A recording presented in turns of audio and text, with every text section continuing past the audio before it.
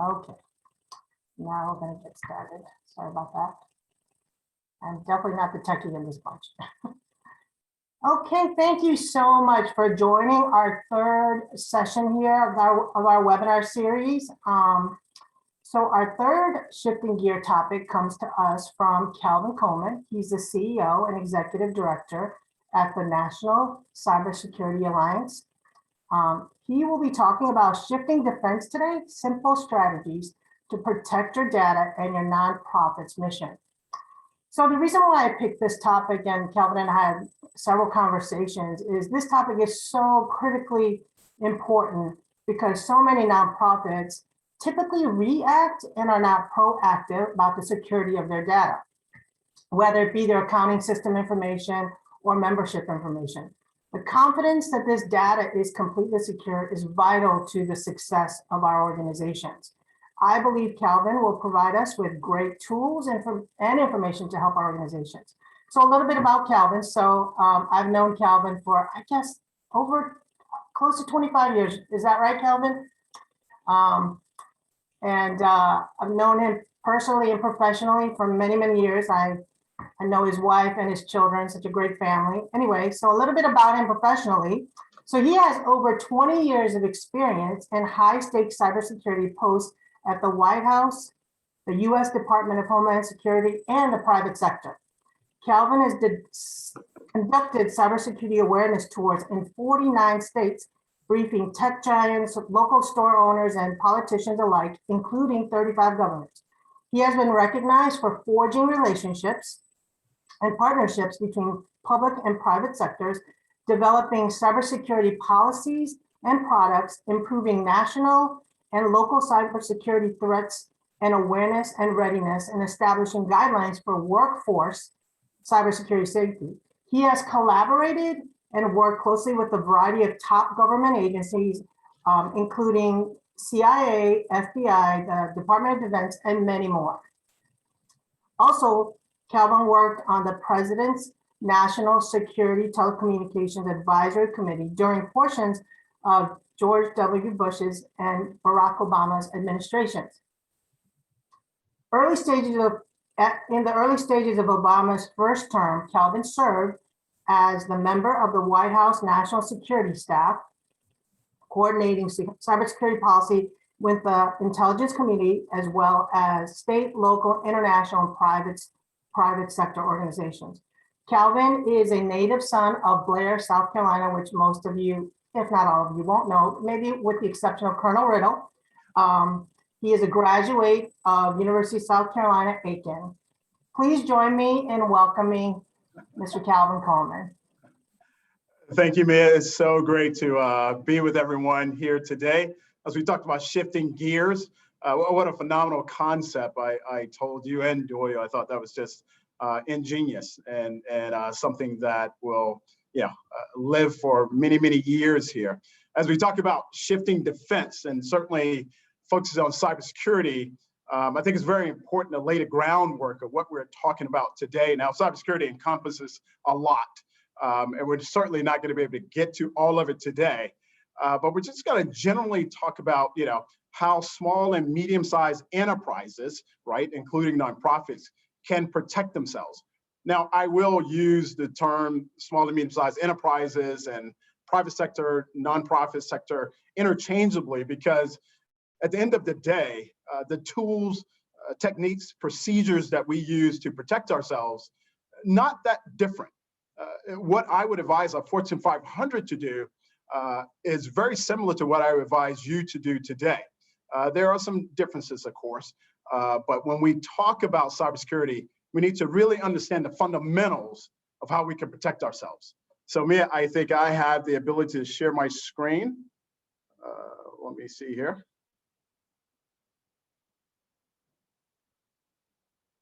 All right, I hope that's coming through clear. As Mia talked about, I am a CEO and Executive Director of the National Cybersecurity Alliance. We're an organization that sits in the middle of government and private sector and convening, educating, and amplifying best practices around cybersecurity. Our 30 member companies represent about $7.7 trillion in market cap around the world. And we work, of course, with some of the leading government agencies here in DC and around the world. Certainly, the Cybersecurity and Infrastructure Security Agency is one of our biggest sponsors, if you will, on the government side, and certainly FBI and NIST as well. We also work with a number of foreign governments, including in Canada, Australia, and Nigeria, and increasingly in Israel. So we really are expanding and using our influence and our footprint to really, again, convene, educate, and amplify. And with that, I think we're all familiar with Michelangelo's fresco painting, The Creation, right? And I will point out that to my right, and I hope you're looking at it the same way, the creator, his hand is on the right there. So we're going to talk today a little bit of history about cybersecurity. Where are we today? And when we talk about that history, we're going to talk about the past, and then we're going to actually jump to the future and then bring you back to the present, right? So today, we are at a stage where, technology is absolutely at the forefront of everything that we do. You think about that artificial intelligence, conversational platforms, biometrics, quantum computing. These things are really at the forefront of driving life today. When you also think about 15 years ago, well, actually 5 years ago, we had about 15 billion connected devices around the world. So 2016, about 15 billion connected devices, and you can think about everything from the Internet of Things. Today, 2021, we have about 20 billion connected devices around the world. So about a 33% increase there from 5 years ago. I would take that any day, right? A healthy increase, 33%. Well, in the next 5 years, there's going to be a 300% increase in connected devices around the world, about 60 billion or so. So we go from a 33% increase in the last 5 years to a 300% increase in the next 5 years. So today, I am going to talk to you about shifting gears, in terms of defense, because as we see the stats moving and certainly technology becoming more important, bad actors see that as well. And they certainly are, priming the pump to attack vulnerable people. The Defense Advanced Research Projects Agency, DARPA, many of you have probably heard of DARPA. It was created in 1957.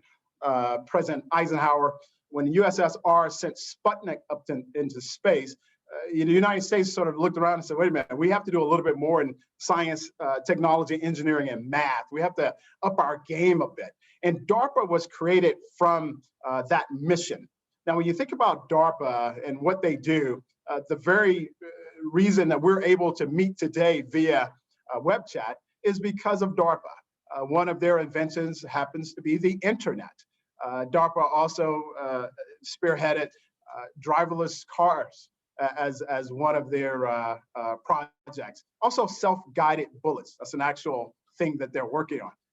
DARPA puts out this counterterrorism report that takes a holistic view of the risk that's coming towards or that impacts the United States of America.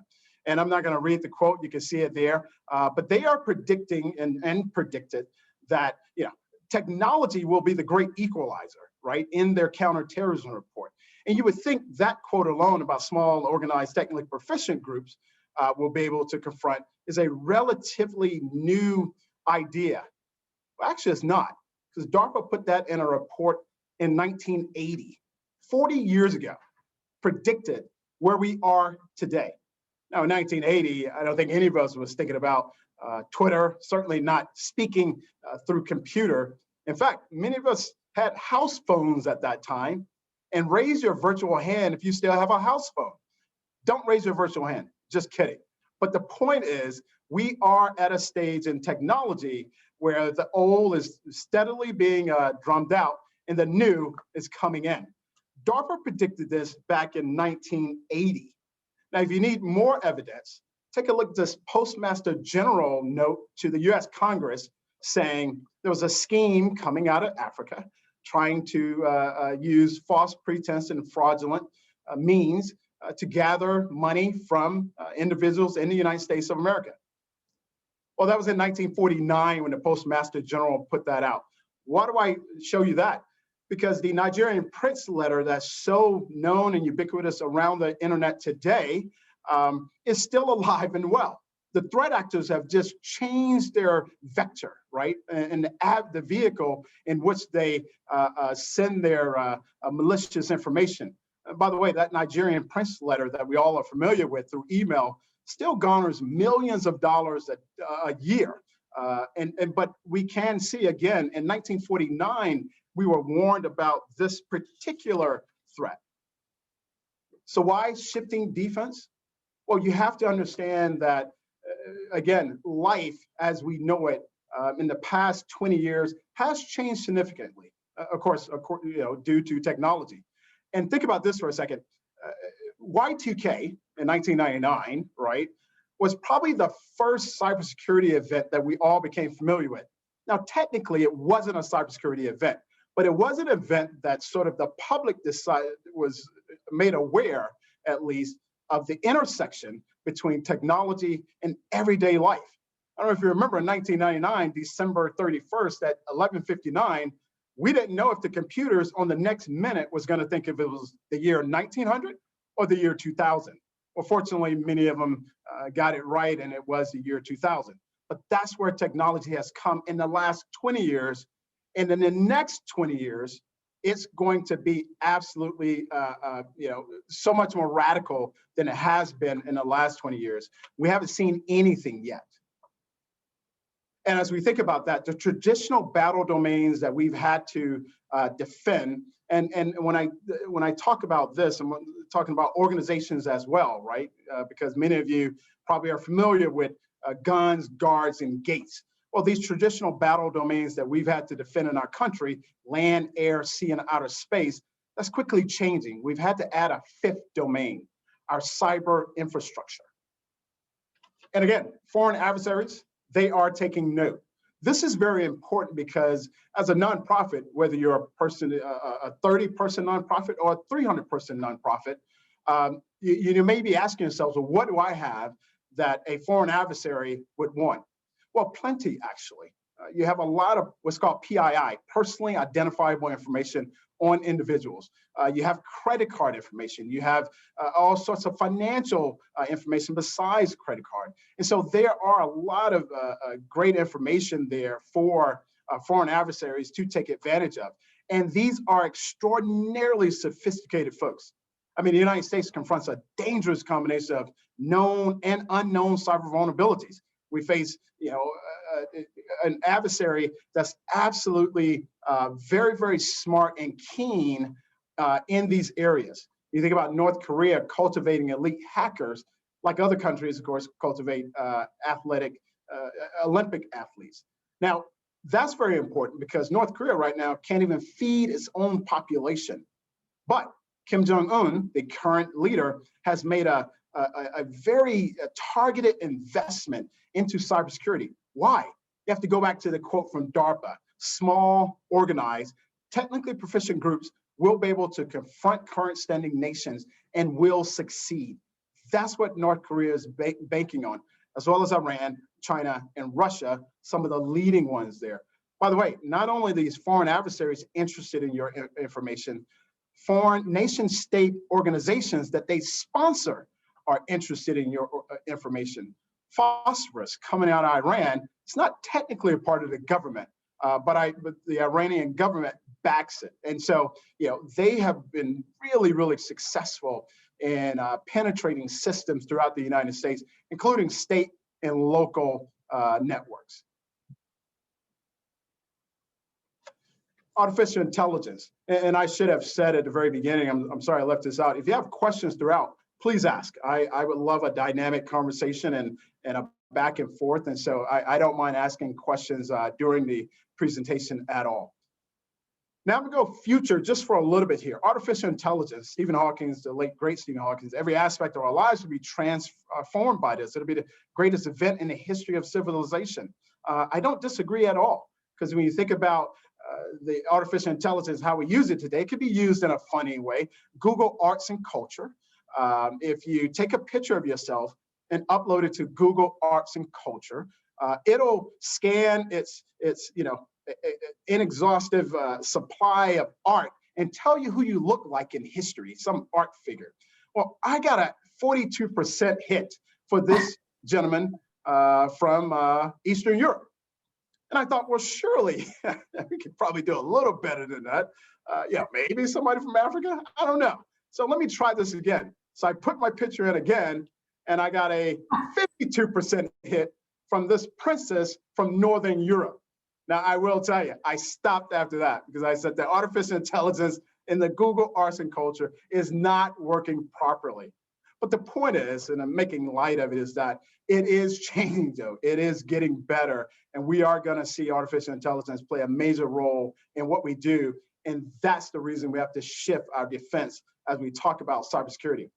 Brain-computer interface, again, a developing phenomenon that we're going to see. In fact, you can buy now brain-computer interface devices, from various companies. This technology is growing, and it's growing really fast. MIT, some scientists have worked and found that there is a way to decode brain signals into speech. Of course, it's a major step in the right direction as it relates to technology, but there are some concerns there. This cute little one here with this brain-computer interface cap, literally in an experiment, is trying to communicate with mom there. Now, not using words at all, but we do know that most of communication is, without words anyway. But this technology is on the way, and you will be seeing it sometime here soon, within the next 5 to 10 years. What will the brain-computer interface control? Well, just about everything that your phone controls today. And we are going to be seeing many other things come into play as it relates to the Internet of Things. Now, the Internet of Things you're familiar with, IoT, but we're quickly moving into IoE, the Internet of Everything. Now, brain-computer interface opens the opportunity, it opens the door for smarter technology, obviously, telepresence, touchless, safer. I think none of us would disagree with that in COVID, in times of COVID. But there are also some downsides, of course: confusion, equipment, hackable thoughts. I know Mia's incredible husband Doyle, I could be sitting in front of Doyle talking to him, he's still not, understand me all the time. So imagine if we tried to talk through brain-computer interface. Probably be some confusion there, as well as that's a scary thought too. Yeah, that's right. As well as some equipment, that we'd have to deal with, and hackable thoughts coming your way in the near future. Second generation biometrics, something we're all going to have to take note of. We're familiar with some of these in terms of facial recognition, fingerprint recognition, voice. These things are quickly becoming the norm. But I tell you what, apparently the most exceptional way, the most unique thing about any human being happens to be the shape of their ear. So you will be able to actually provide some data security and privacy according to the shape of your ear here soon. That's the second generation of biometrics that we're going to have on hand very soon. Of course, biometrics open the door for a password-free society, certainly keyword-free and pen-free. This is a picture I took in October for another event I was doing with American Express. In order to get into my building in Washington, D.C., I not only have to go through a facial recognition, application that's on the door of our garage here, but I also have to go through a temperature check. Now, that's concerning for a couple of reasons, because I'm really worried about, well, the privacy of that. Thank the good Lord, I haven't had any high temperatures, anything to be concerned about. But what if that is the case, right? What is the privacy of that? Who has that information? Whose responsibility is it to store that information? And what if that information is inaccurate? What if that thermometer is off that day? So obviously biometrics, a lot of things to be concerned about now and in the future. Let's talk about a little bit, so I talked about the past, right? In terms of where we've come from, a little history there on cybersecurity. Jump way to the future, talking about artificial intelligence, biometrics, brain-computer interface. Now let's really talk about some practical things that you can put into place today to help protect your organization. And by the way, these things that I'm going to talk about, they can all be found on our website, staysafeonline.org. And so what you're seeing here is just an example of what you will get when you go to our website. My 30 companies, as well as the US government, has said to me, Kelvin, National Cybersecurity Alliance, we want you to make available to the 330 million Americans in the 50 states and 6 territories. We want you to make available to them the tools, the resources, the techniques that they can use to protect themselves while online. And that's a very key thing that those folks are backing that, right? I have both American Express, Visa, MasterCard, and Discover in my family of companies. But they're competitors outside of the National Cybersecurity Alliance. But within the National Cybersecurity Alliance, they understand the shared interest, the shared mission, the shared vision to make sure we have a cyber literate society, because it's better for them at the end of the day. So when you go to the National Cybersecurity Alliance on our website, if you click just on the first thing there, staysafeonline.org, you will find online safety basics, managing privacy, reporting cybercrime, right? You will also find there at the bottom, COVID-19 Security Resource Library. Very proud of the fact that the National Cybersecurity Alliance last year, early March, when we could see kind of where things were going, we contacted our government partners, as well as the private sector partners, and we put up just a ton of resources there for people and small and medium-sized enterprises to take advantage of. These are no-cost resources, by the way. I'm not going to say they're free because someone is paying for them, but they're being made available. They're being made available to you at no cost. Because again, a cyber literate society is just better for business all the way around, right? And so you can go to our website there and get those online basics. In fact, one of the things I'll tell you right now, a practical thing that you can start to look at is your password protocol for your organization. You should absolutely have a robust, thorough password protocol, alphanumeric, preferably 8 to 12 characters. That is you can't use your devices without it, without putting in or implementing that type of password. That's so very important, because as you think about cyber malicious actors, they're just like any other bad actor, right? They're pretty lazy. And so the organization that has a weak password protocol, they will be targeted first and be successful in terms of a successful hack. Those organizations that have a robust password protocol, they will absolutely not be as attractive of a target for the cyber malicious actor. And that's what a robust password protocol, that's what it'll do for you. Now, if passwords, if they're the lock on a door, multi-factor authentication is the deadbolt, right? And so not only do we encourage a robust password protocol, but we also encourage organizations to enable multi-factor authentication. Now, it will take a little bit more time for you to get to your information and certainly get to your network. But as we say back in Blair, South Carolina, an ounce of prevention is worth a pound of cure. And so it takes a little bit more for you to protect your information, but it's so much worth it. So password protocol, enabling multi-factor authentication. The other thing I'll tell you, and you'll find on our website on how to do, patching your machine. Making sure that you're updating regularly so that your machine is up to date in terms of what it needs to be aware of. And the companies, our companies especially, are very good at making sure that they're sending out those updates. It's in their best interest to make sure that you're safe and secure as you surf the web and as you browse. So when you go to our website, you will find out more about the password protocol, multi-factor authentication, patching your machine. And lastly, I'll tell you what you'll find there with Stay Safe Online is training, training, training. Just like we train for fire drills, unfortunately, just like we train for active shooter drills or in inclement weather, we train for all of these things and we know what to do. It's almost second nature. So why is it a second nature for us to know what to do under a cyber attack? We have to train people. And so I think those 4 things, password, multi-factor authentication, patching your machine, and certainly training will take you a long way in helping to protect and secure your information. Not only that, on our website. Can I ask you a question here? Absolutely.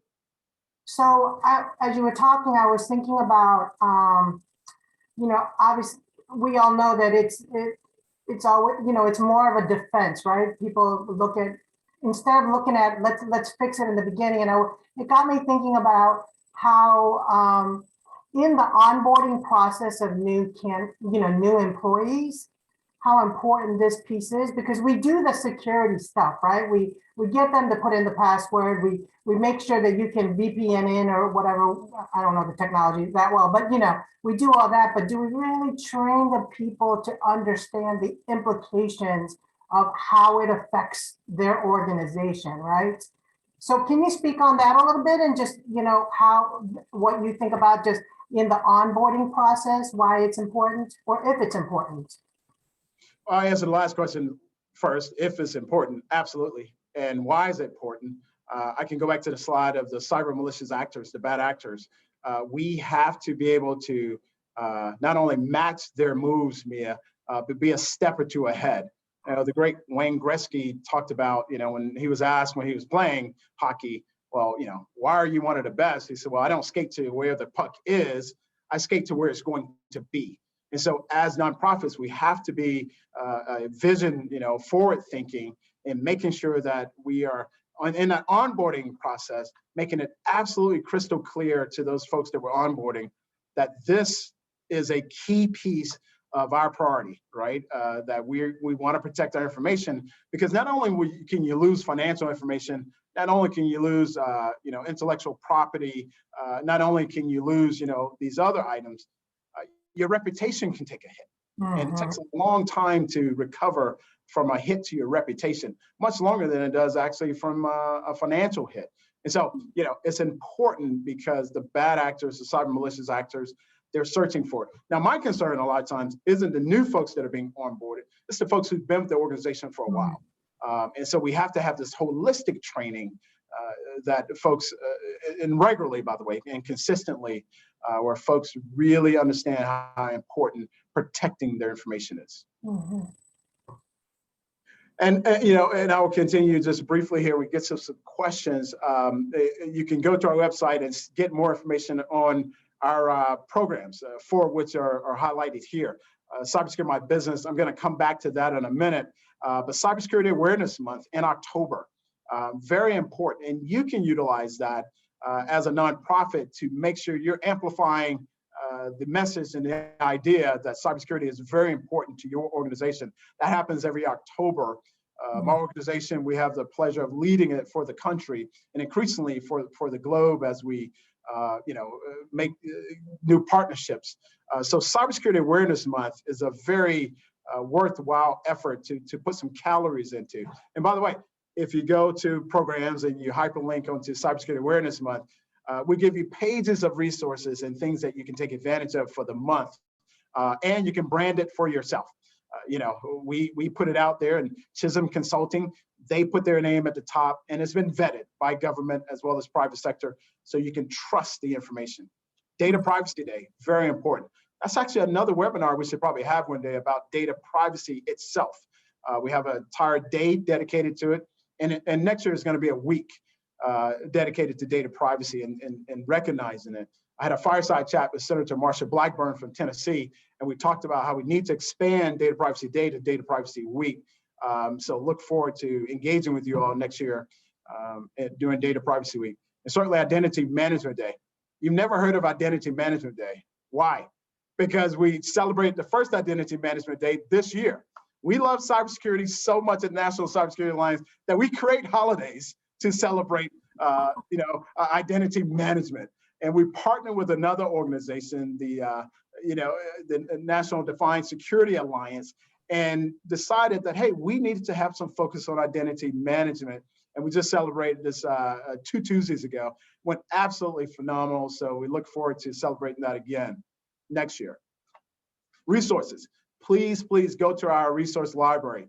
As you can see, infographics, tip sheets, videos, logos, ton of information there for you to take advantage of. Now, I talked about the passwords and the multi-factor and what you can do on a practical level, but these things are important as well. Making sure that you're staying and have the most recent information as it relates to cybersecurity. And so go to our resource library and feel free again to plagiarize. We want you to cut and paste. We want you to take this information and use it for your, not only for your organization, but for your community, for your family. It's there for you to do just that. Getting involved, you can certainly get in touch with us about sponsoring a event with you. We're more than happy to do that. We're not completely exclusively with Chisholm Consulting. We can also partner with you. So if you have something that you'd like for us to attend or certainly present, please do that. I might not be available, but we have a ton of folks who are just really able to bring some great information to you. And again, Cybersecurity Awareness Month, Data Privacy Day, as well as attending any event that you think we could add some value to. Finally, I'm going to talk about Cybersecurity My Business just a little bit. That's really, again, and we're in the renaming, rebranding process literally as we speak. My team is. I think we're going to rebrand that and rename that to Cybersecurity My Enterprise, right? That includes nonprofits. And certainly that particular, if you don't do anything else on our website, I encourage you to go to that particular link, which will take you here.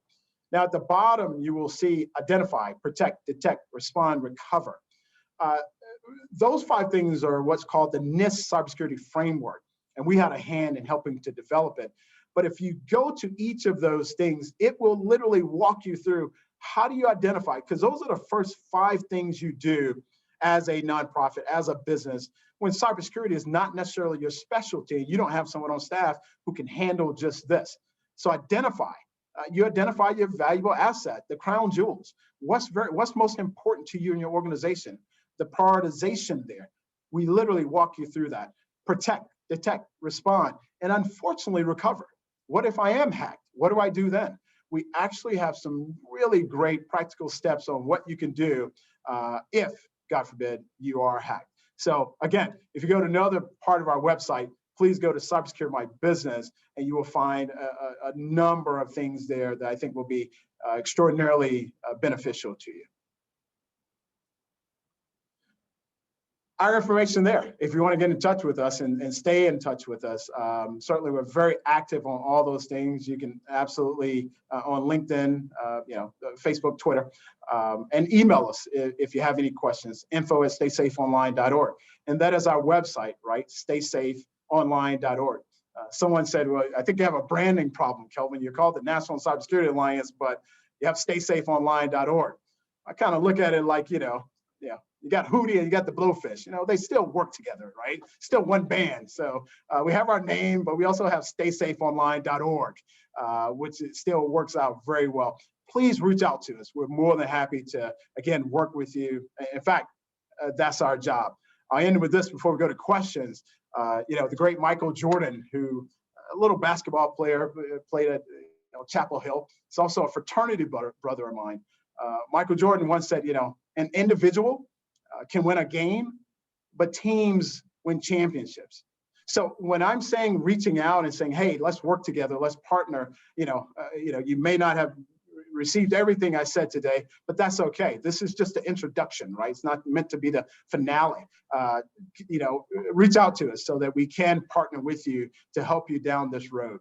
So very thankful to be with you today. And Mia, I don't know if you have any questions. I would love to stop here and answer, and if they have any.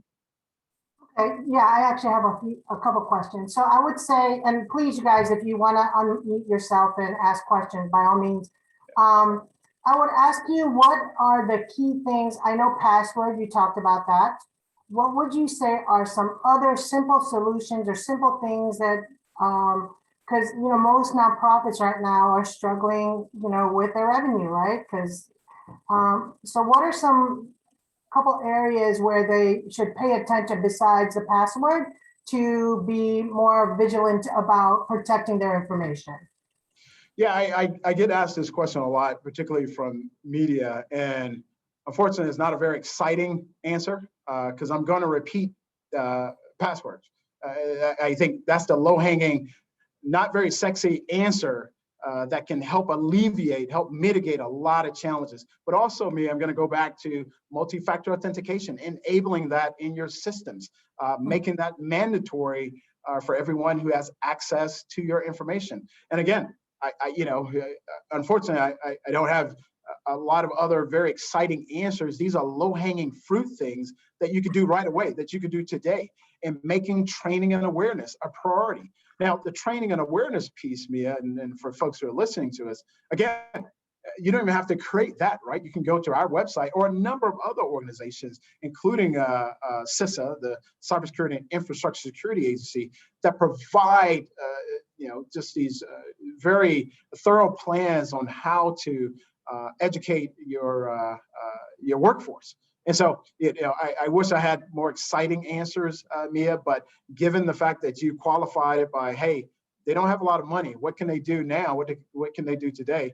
Those 4 things I mentioned: passwords, enable multi-factor authentication, making sure your machines are patched consistently, and certainly an education and awareness program within your workforce will go a long way to protecting. In fact, Terra Nova Security, one of our partners out of Montreal, Canada, they've calculated that when those 4 things are in place, you decrease the likelihood of being attacked by some 80%. I'll take those odds any day. Okay. Any other questions? Mia, I don't know if this is a question so much as a comment. In my role as a banker, I've seen lots of different kinds of fraud.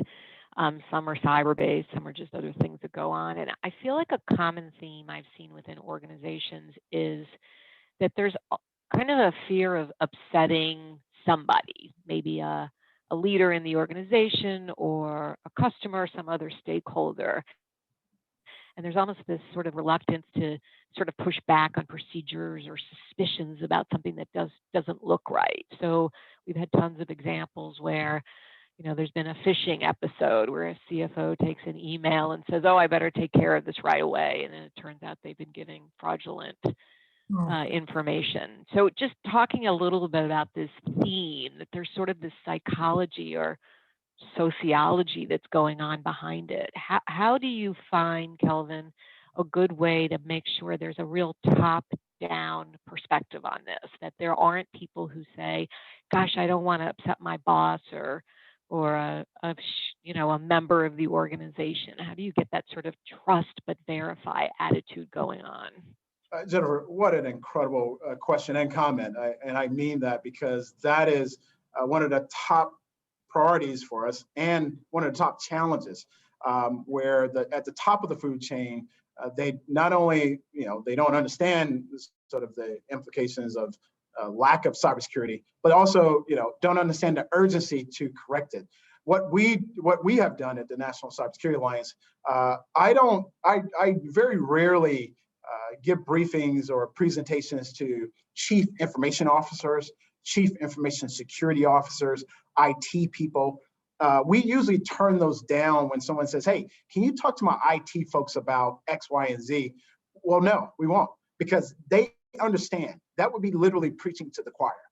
What we do, Jennifer, to your point, is we talk to C-suite, we talk to the board of trustees and board of directors and make sure they understand how important this is. Now, again, if you only give one stat in terms of 15 million connected devices 5 years ago, 20 today, over 60 billion in 5 years, that stat alone should, as a leader, get you to thinking, okay, you know what? This genie is out of the bottle and it's not going back anytime soon. So Jennifer, what we recommend is you absolutely, make it a priority to talk to that top leader, put a compelling case together. You don't want to waste their time, and to make sure they understand that, hey, this is very important to our bottom line, not only our financial bottom line, but again, to our reputation as well, because it only takes one hack to set you back, many, many years. Thank you. Thanks, Jennifer. I have another question, Kelvin. So is there a thought on, we've got nonprofits that are $1 million to, obviously multi-billion dollars, right?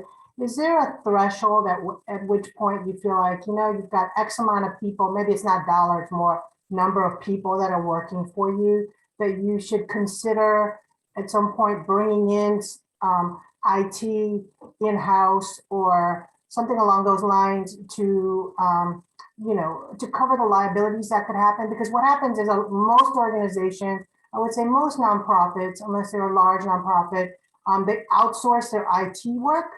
And so I'm not saying that they wouldn't be as committed to protecting your organization because there's, maybe they're overseeing 500 organizations, but is there some thought on, hey, if you've got a 50 employees, you should really get somebody that can focus and specialize in this area of, securing your data?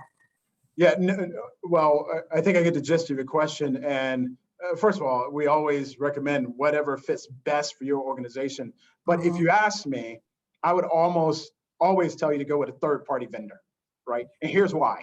Dr. Paula Anderson, who I think is on the call, she specializes in mental health and she's able to get people, has a specialty expertise there. But, IT, and that probably isn't, where her expertise lies. So you actually contract with somebody where that is where their expertise happens to be. Now I'll go to the other end spectrum where you have a much larger nonprofit, right? I'll say 500 people. I don't know if that's large or not. And you may say, well, they have the capacity to bring it in-house. Well, maybe, right? Because if their specialty as a nonprofit is, say, job placement or food, distribution or whatever the case is, that's their specialty, not cybersecurity. I'm literally working with a well-known, national brand here in Washington, D.C. And that very question came up during one of our meetings a couple months ago in terms of, hey, should we hire somebody in-house? Not necessarily, because you have companies who do this really, really well. And guess what? These companies, to answer your question about they may not be as committed to the brand as an in-house person is, well, these companies have a business case to be thorough. They have a business case to do a great job so they can get more business. So yeah, I almost always recommend you take a very hard look at a third-party vendor if you can afford it. Okay. I think that's a very interesting thought, and it could be more costly, but I think protection in any way is going to be better than none, right? And the one thing you were talking about passwords, I thought, just trying to think about like in an organization where people are wearing so many different hats, smaller nonprofits, and if there's a cycle of, okay, everyone's changing their password at a certain time, or we're being not onboarded, but being told and explained of new information, that constant information, I think would be a really big help. And I think the fact that you've shared kind of the transition and the really the growth of, cybersecurity, I think even goes to that point that the leadership has to be vigilant about making sure that the data is protected, and that's through the people, Cybersecurity is not unlike any other thing that we deal with. Leadership is absolutely crucial. In fact, as we look at technology, as we look at cybersecurity, we break it down into 3 categories: products, processes, and people. We make great products. Again, my member board companies, they do a great job of that. Processes, we're pretty good at processes in the United States. So good that other countries are trying to steal their way to the top by stealing our processes. The people part, right? And that includes leadership, that includes partnership. That's the piece that we need to pay more closer attention to. And we're not alone in that thought process as the National Cybersecurity Alliance. We have many Fortune 500, Fortune 50, Fortune 10 companies who are thinking the same thing, that we need to get back to a human-centric view of cybersecurity. The last thing I'll say, the bad actors, they attacked products in the very beginning, 20 years ago. Then they start attacking processes, right? Who's reporting to who? Who do I need to send an email to in order to get that invoice? Now they're attacking people, phishing, spear phishing, whale phishing, ransomware, malicious links. And so that training that I talked about, again, not very exciting, but very effective, will go a long way in helping folks understand, think before you click.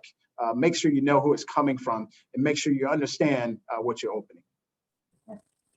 Well, Kelvin, thank you so much. If there aren't any other questions, I'd like to invite everyone to come back next Wednesday for your lunchtime webinar series. Next week, we'll be talking about what a sitting board is versus a serving board. Michelle Thomas will be presenting on that topic. Very, very important topic. Again, these are all topics that our clients are talking about, and therefore, that's kind of how I came up with the various topics that we have.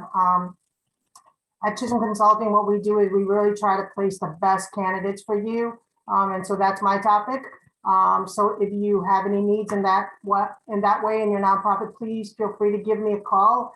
Obviously, we're following up with you on emails for our next series. So you have my information there. But we appreciate you coming back, Kelvin. Thank you so much for this really great information. I know we're going to be using your resources, and some of us may be even in touch with you to get more information. Thank you so much. And thank you everyone for joining us today. Have a great day.